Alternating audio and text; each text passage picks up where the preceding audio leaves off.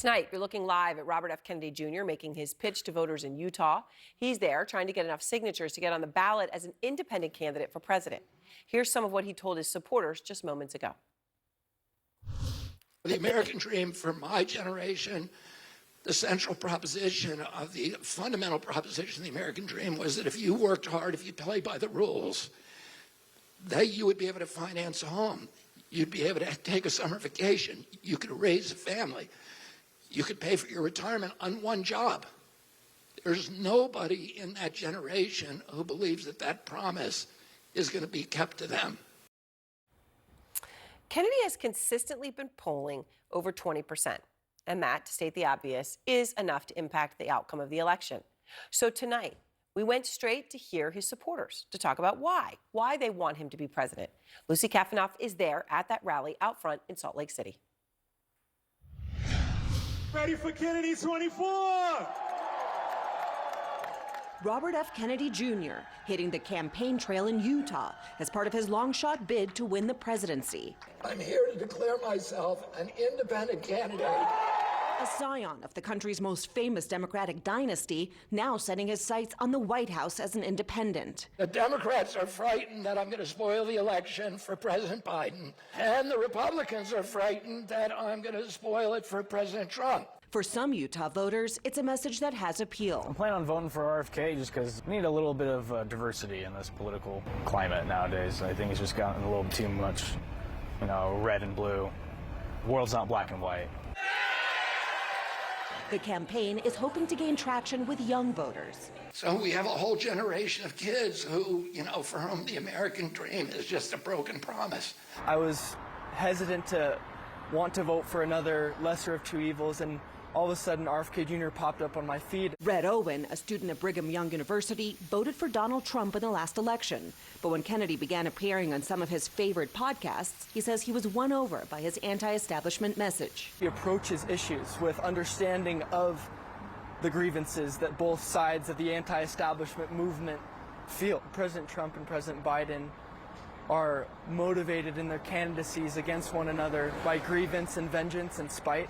People can disagree and still respect each other. Kennedy is a controversial candidate, known for amplifying baseless conspiracy theories, particularly about vaccines. If you got vaccinated, you're more likely to get sick, you're more likely to get severe illness, and you're more likely to die than if you were unvaccinated. But some supporters are willing to overlook that. The Kennedys are really royalty in this country because they do the right thing. Bernie Garcia, a self-described liberal who's voted for Democrats in the past, says he likes how Kennedy takes on corporations and environmental causes. It's something that both the left and the right, I think, can find common ground on. And you don't feel like Robert Kennedy is too far outside of the mainstream? I think we need someone far outside of the mainstream. He's offering things that I think appeal to many Americans without necessarily falling into a strict ideology. Kennedy faces an uphill climb. Joe Cook is a volunteer helping the campaign gather signatures for ballot access in Utah. He's not going to appeal to everyone, but he is speaking to everyone. And I think some have... So, Lucy, you talk to people who obviously don't mind Kennedy's conspiracy theories, it seems, and he's obviously does not seem to be shying away from those, does he? Yeah, not at all. In fact, in an interview posted just today, he claimed once again that the coronavirus was a bioweapon. It's something that he's written an entire book about. Take a listen. The U.S. intelligence agencies, particularly the CIA, through USAID, became the biggest funder of bioweapons research at the Wuhan lab. SARS-CoV-2 is certainly the product of bioweapons research. Some of Kennedy's own siblings denounce his presidential bid as, quote, dangerous, but his supporters aren't fazed. They like his name. They like what he has to say in terms of his anti-corporation, anti-establishment message. They like what he has to say about the environment and housing. And many of them, at least the ones that we've spoken to, are not getting their information about him through traditional news sources. Aaron? All right, Lucy, thank you very much. And Lucy's obviously there, Harry Enton in the room, where RFK Jr. is speaking right now, full room. And interesting, as she points out, his supporters are getting their information from other places. 2 Latino voters in her reporting who support Kennedy, obviously, crucial group.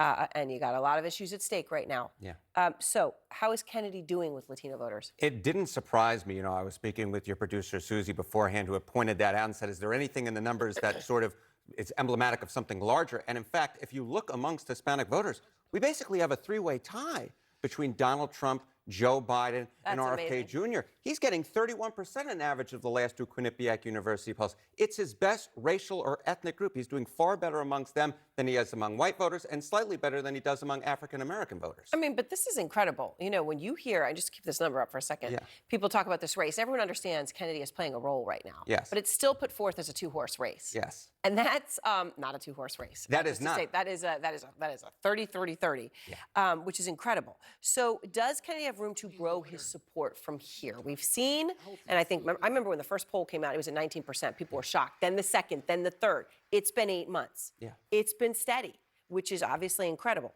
Can it go up? It absolutely can go up. You know, one of the things I often like to do is go underneath the hood, go beyond the numbers, as we might say.